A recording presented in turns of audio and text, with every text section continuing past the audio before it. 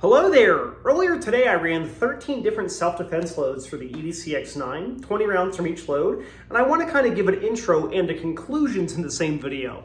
I tried to record this earlier, but it was so windy at my shoot spot that it just didn't really work. So of course we've got the EDC X9 that I've been testing out the last 2.5–3 months now, and I had 13 different self-defense loads to try out for it.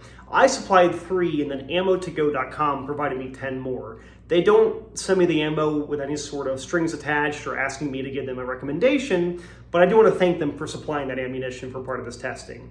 So my testing protocol was very unscientific, but very practical oriented. We did 5 rounds for the gun at 15 yards to kind of get a hold of the accuracy, the recoil impulse, and the reliability. Then we moved up to 10 and we did a Vickers test, so 10 rounds, 10 seconds, 10 yards. I did it from concealment, shooting from a Jam Custom Kydex holster here that I wanted to try out for the pistol, which so far is working very, very well.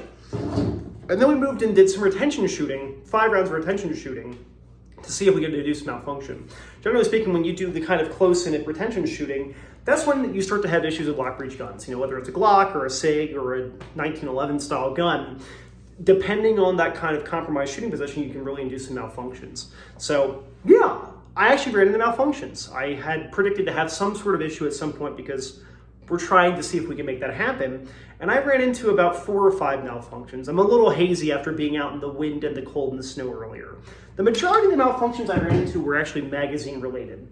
Now, the magazines I used for most of the testing today have been brand new mags. And most of the magazines I've been using are relatively new. I got this gun used and it came with 3 magazines that were fairly well worn in.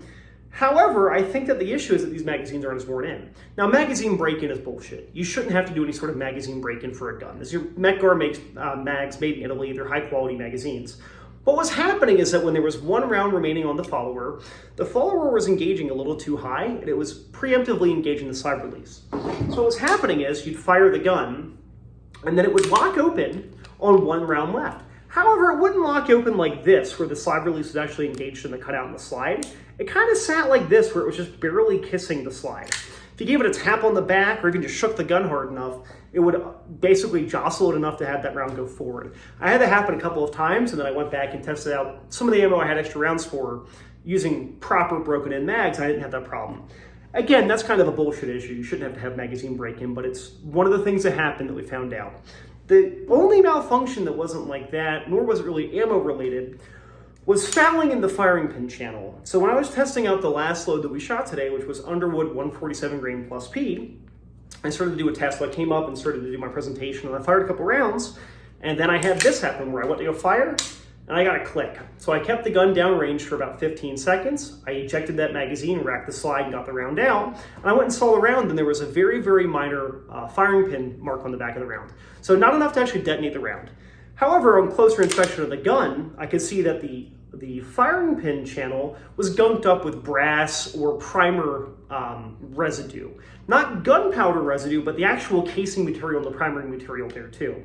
With a lot of the hot ammos you shoot, sometimes you'll have it where it actually shaves off parts of the casings because of how hot it is.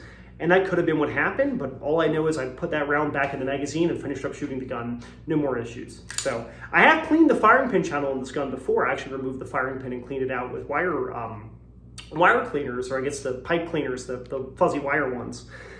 So that was a weird malfunction, but it's one of the things that happened. The goal was to test out all this different ammunition, but also to test out reliability of the EDC X9.